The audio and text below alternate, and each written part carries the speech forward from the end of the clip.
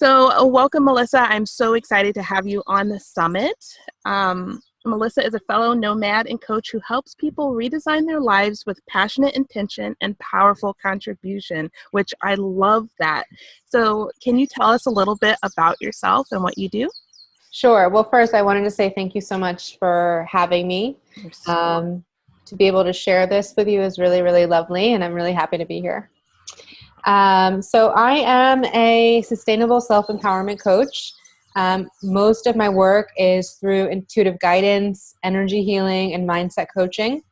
I work with people that are potentially stuck or confused or really stuck in a pattern that they're continually doing over and over and over again. So they're not able to take the next big steps forward to create these big lives of passion and contribution and creativity that they want. So it's like they're almost like constantly looking at their dream and being like, I don't know how to do this, and I don't know how to break the patterns that are keeping me from doing this. What I find is that most clients aren't even aware of the patterns that they're in. And if we just take a moment to take a breath and guide them into it, they're able to be like, oh, I see where I'm in my own way here. And then we're able to talk about the inner tools that they need to be able to make the changes necessary to start living life in an empowered way, but in a sustainable way. Oh, I really, really like that. So, you have shared a little bit on your website and things like that about some of the challenges that you face that kind of help you come to this realization. So, how did your experience lead you to help others with this? Oh, that's such a great question. So you can read my whole story at my website, ignitewithmelissa.com. But what I can really say to get to the bottom of it really quickly so to be most effective is on paper, 8 years ago, I had it all. I had the fancy career. I had a big salary. I had the boyfriend. I had everything. And I was miserable. I was 300 pounds. I was walking with a cane at the age of 30. I had bursitis in both my knees. I was pre-diabetic. I didn't, society says like, get the fancy job and do really good and then you're successful. And so I became super successful and I didn't feel anything inside. And I went on this trip. I don't remember where I was going. I think I was coming back from a friend's wedding in the Dominican Republic, and I'm sitting on the plane and I can't fit in the seat. I was going to have to ask for a seatbelt extension to be able to buckle my seatbelt. And the shame I felt, and that I was so afraid to be judged, I lied and put a blanket over my lap and was like, I can't ask for it. But I physically felt the restriction of my life in that moment. And I was like, well, I have to make a change. And so over the next 3 or 4 years, I worked and I made these different changes, from weight loss to my mind to my spirit. And, but I didn't give each of them equal attention. I really focused on my body. Ooh, okay. And so we'll fast forward like a year and a half after I've lost all my weight, I got laid off from my company. I was working for the number one music company in the world. And at the time, now this wasn't just, my job, this was my career. I was one of Billboard Magazine's top 30 under 30. I was, I was in a relationship and able to be in the same rooms, at the same tables with some of the top celebrities and executives in this world. Mm-hmm. And to be let go from that, it really challenged me in a way. It was like, well, I don't know what's next because I don't know what's in here. In the same breath, I quickly got another job doing business development for an exercise company, and I left my boyfriend of 5 years, and then I started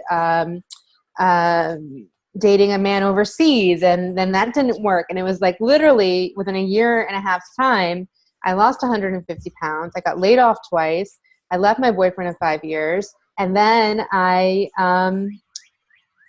started falling for someone. They broke it off, and then I had no idea what I was, doing, and I looked in the mirror and didn't recognize myself. So I just was like, okay, like I need to go figure this out. So I went overseas And I went for 1 month and I just said, okay, what do I never want to do again? And what I never wanted to do again was wear a suit. Mm-hmm. And I never wanted to work for someone again. I didn't want to work in corporate America. And I said, okay, well, how do I want to feel? Because I didn't know what I wanted to do. And how I wanted to feel was empowered and inspiring and motivating. And I wanted to feel joy and I wanted to feel uplifted. And so I looked at all that. And that's when I decided, oh, I can be a coach. But the challenges that were really came during that time as I started, at that time I started going into like personal training, and then that developed into my coaching business. I was still focused just on mindset and my body, right? Mm-hmm. So now I had been like, oh, well, my body doesn't work without my mind. So let me start working on both, leaving spirit out. And I quickly had no anchor to anchor me in this new lifestyle, to anchor me in myself, to anchor me in the challenges of starting a new business, of being an entrepreneur, of starting to date again after having not dated in so long, and dating in a new body. And also not dealing with my past and dealing with, growing up. I lost both my parents at a very young age.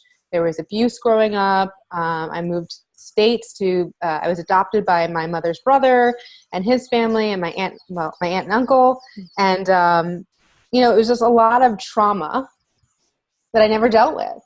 And because I never dealt with it, it popped up in other ways. So fast forward this long story short, I really fell into, because things were popping up and I didn't know how to deal with them, I became very depressed. And I became so depressed and I didn't understand, like, is this for me? I've now rebuilt my whole life. Like I made another successful life. And here I am not feeling like I'm in purpose. And here I am not feeling emotional wealth. And here I am like not connected. I don't feel connected to people. I don't feel connected to myself. I was ready to end my life.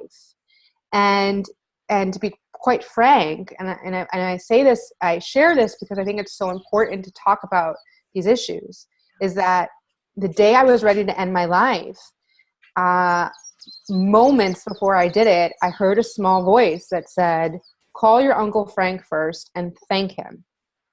And I was like, okay, I'm going to call my Uncle Frank first. And I called my Uncle Frank to thank him for everything he had done for me. And we spent several hours on the phone that day. He literally walked me home from where I was on the phone. Yeah. And,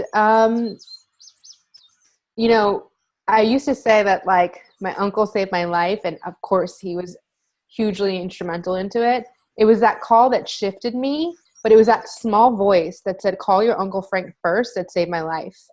And that is your intuition. That is your intuitive intelligence. That is your heart.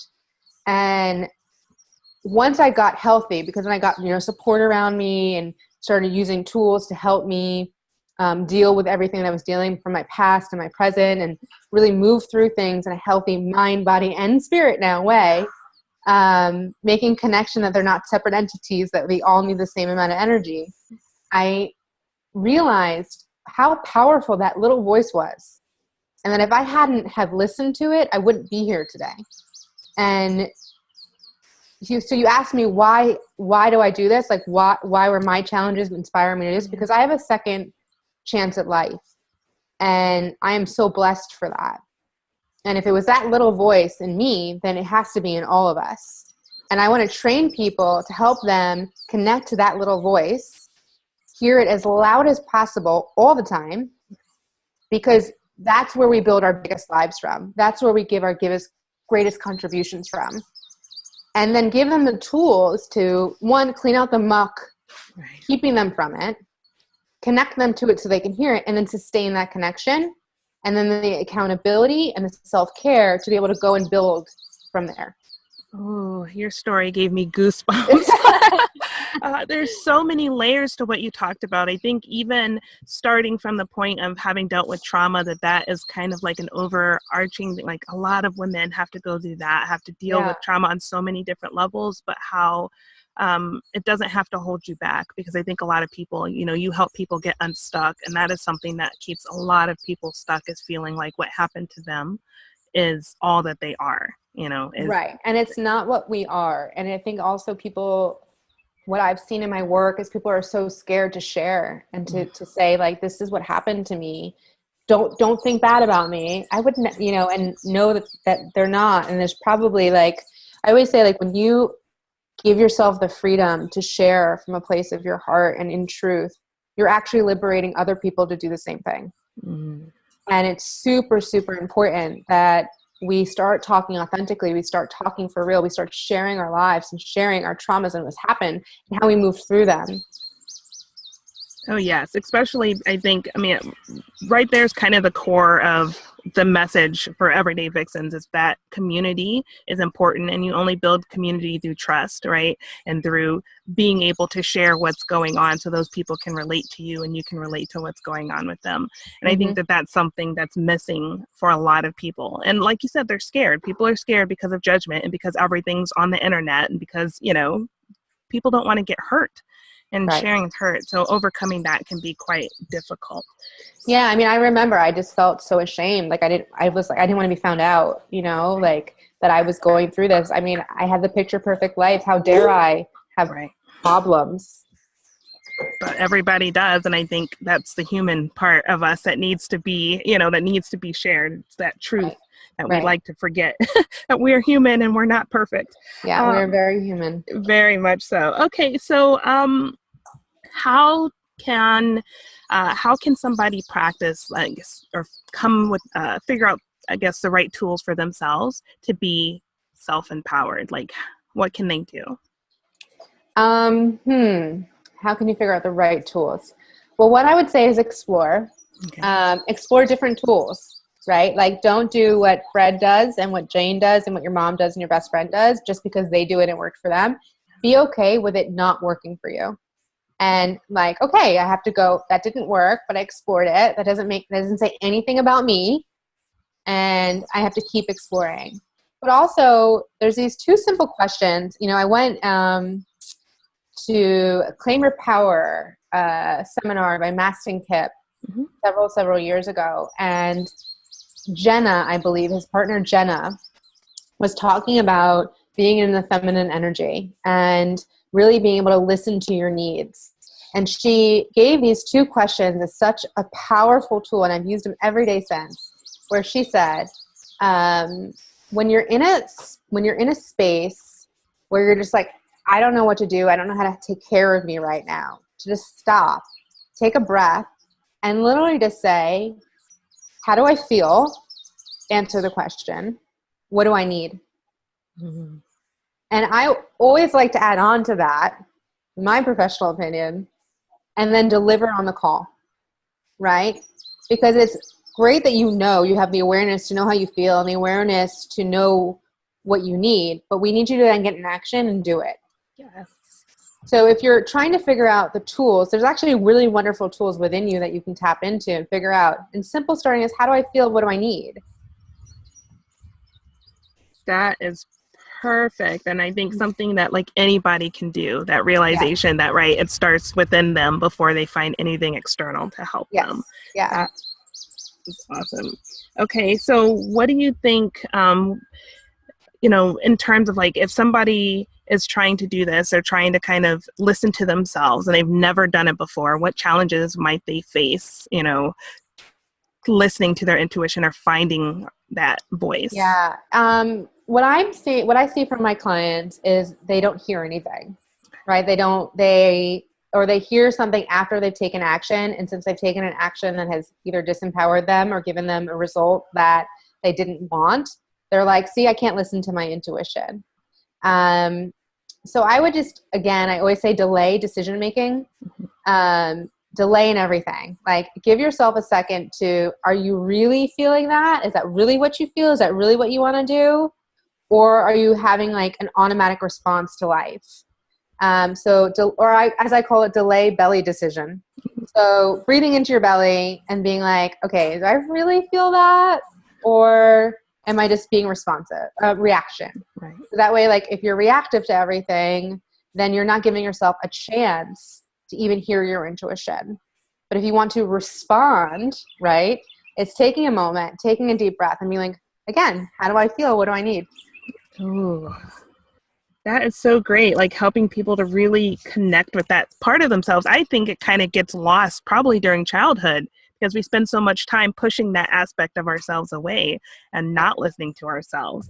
And we also spent time being told what's right and what's wrong. Right. And from an ancestral standpoint, a cultural standpoint, a society standpoint, from our peers, right? And so like we start putting all this distraction on top of that intuition, like, oh no, I don't do that. Right. Oh no, and these rules and these like, you know, we think they're boundaries when they're really barriers.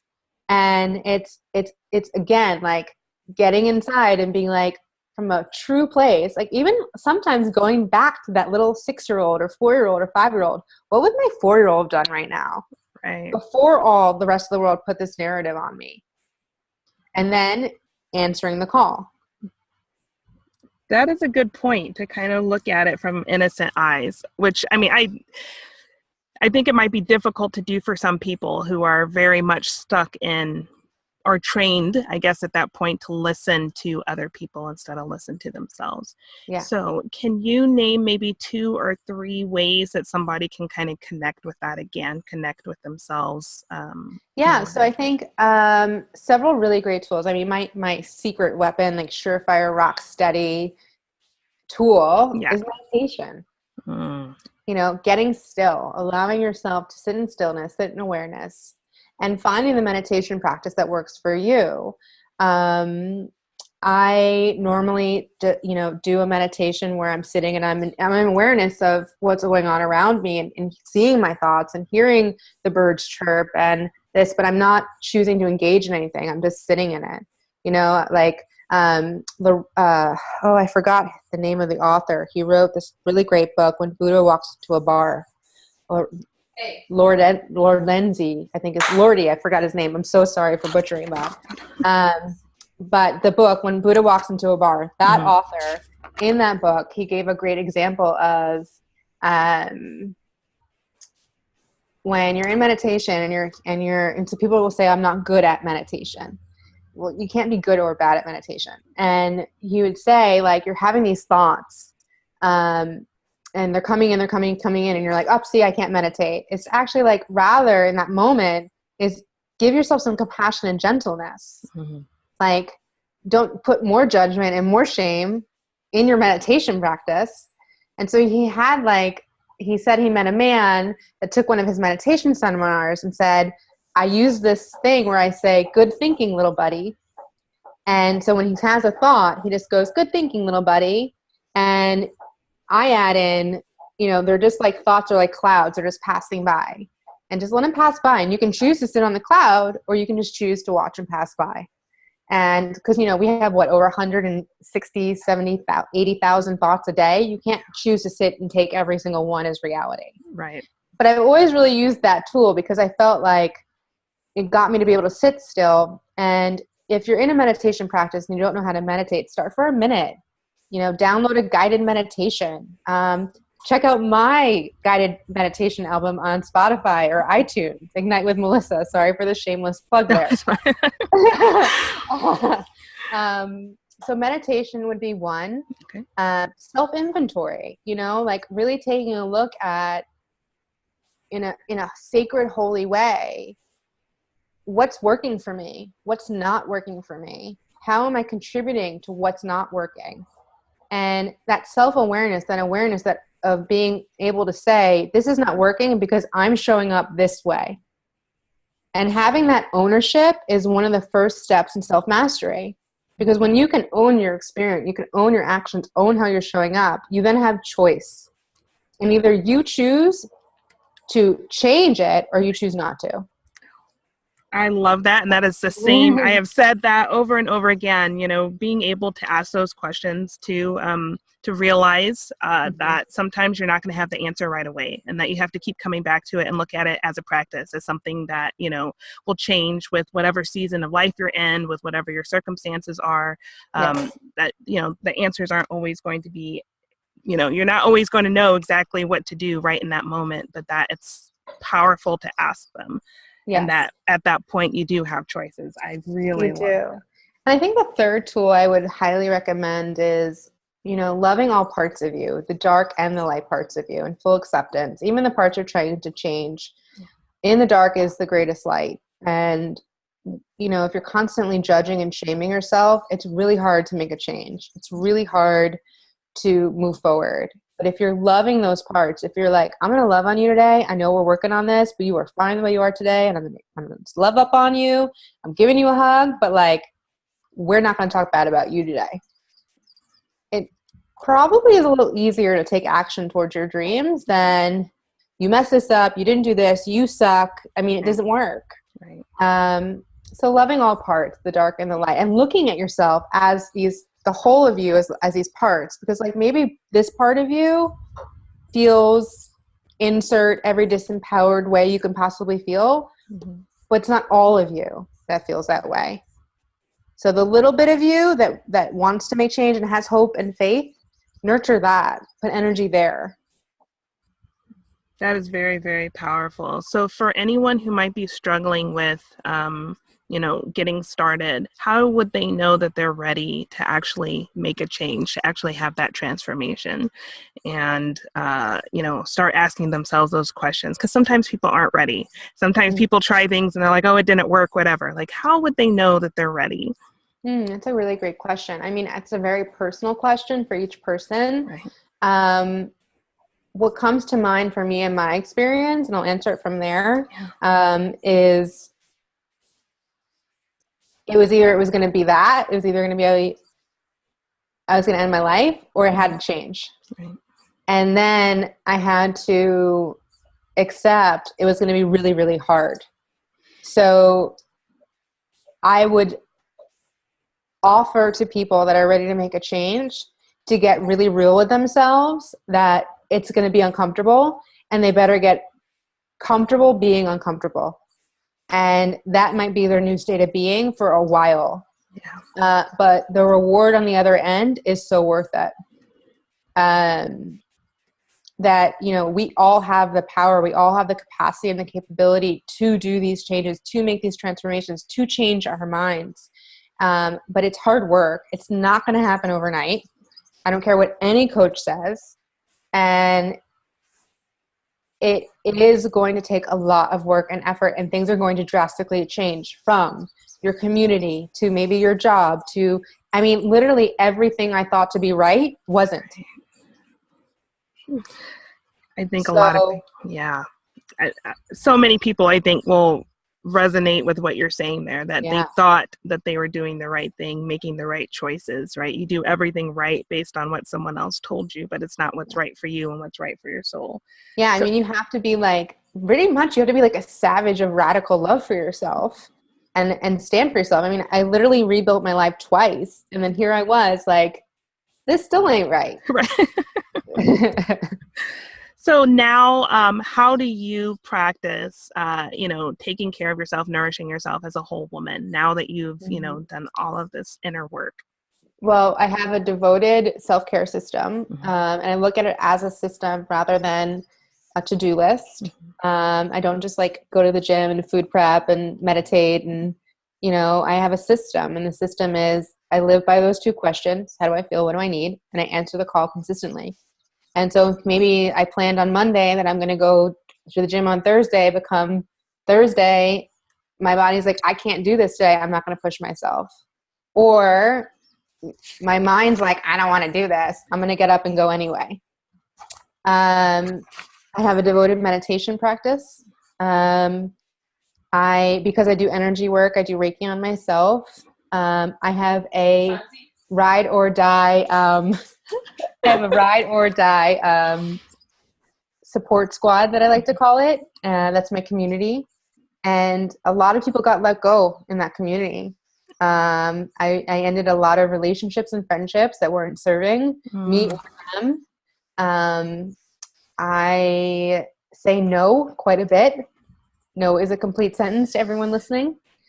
How do I take care of myself? I eat really well. Look, I can tell you the ins and outs. I don't know, I braid my hair once a week. I don't know, I can tell you those things, but what it really is, because it's so personal for each person. And this is how you connect to that intuition, is I got to know myself and I got to know what I needed so that I could show up every day with emotional wealth, because I had never tasted that before. And I will be damned, and I hope that's okay word to say, totally, that I'll never lose sight of that again. I'll never separate from that again. Nothing is worth more than having emotional wealth. And for me, because also I do energy work and I do intuitive guidance, I find it very sacred, and that I have these gifts and talents. And, you know, if I overdrink, or I'm practically a vegan, but if I eat meat, well, I love me some bacon, right. it doesn't agree with my body. So while I would love to eat cheese and cupcakes every day walking around in France, that's not something I can do. So I have to listen to myself and remember that I am sacred, I am holy, I am divine, and listen to that and treat my body with that same honor, that same respect. And I'll tell you this, I was in, for the last year, I've been traveling overseas. I went to 10 different countries following that intuition. I really wanted to challenge that little voice. And I booked a one-way ticket over a year ago, and I said, okay, I'm not going to make any plans. And I let my intuition guide me the whole way. So my intuition led me to Southeast Asia, and I was living in Bali, and I went like the 2 days before I was leaving to come back to the States. I went to a holy waters at a temple with a friend. And as I was walking up, and we somehow got in line with another Balinese local family, and we're walking up to the temple, and I'm about to give my offering. And I normally never like kneel down and pray or anything like that. But all of a sudden, something came over me. And I was just so grateful for my life and for my experiences and all that I've learned, and now I have this blessing of paying it forward, that I felt a respect for God. And, you know, to even admit that I had a relationship with God was something very hard for me to do before. And I don't, preach, people have to have their own relationship with their spirituality as they do and what works for them. Again, like, as you can see, I'm very much like, well, what works for you? Right. And I had such a respect for God that I got down on my knees, and I just sat there on my knees in such utter gratitude, in tears, and just awe of like, wow, like, look how much my life has changed. And yes, I physically did it, but there's something greater than me that is like leading me all these places, is doing all these things. And like for me, that was my relationship to God. So that's a big piece for me in that anchor of self-care. But why I'm saying this to you is that's how I treat myself, is I finally had that respect for God. I had that respect for myself. Like, oh, well, I need to treat myself a lot better than this. Like, I need to be loving myself a lot better than this. And I was like the self-love queen. And, it's like that respect and that honor and that sacredness. Like, what ears are you hearing with, and what eyes are you seeing with? And if it's not right, are you taking care of yourself? And if not, please ask for help and help you learn the tools to do it. So powerful. Thank you so very much. So tell me You're and welcome. tell the audience, a little bit about where they can find you and, Sure. Yeah. Yeah. Okay. Well, please connect with me. You can always go to my website, ignitewithmelissa.com. You can catch me on Instagram, which is my favorite medium, at ignitewithmelissa. Melissa. And I have, if you search on Facebook, you go to Ignite with Melissa. You can also sign up for my free global community, which is a community dedicated to a daily conversation around mindful, intuitive living.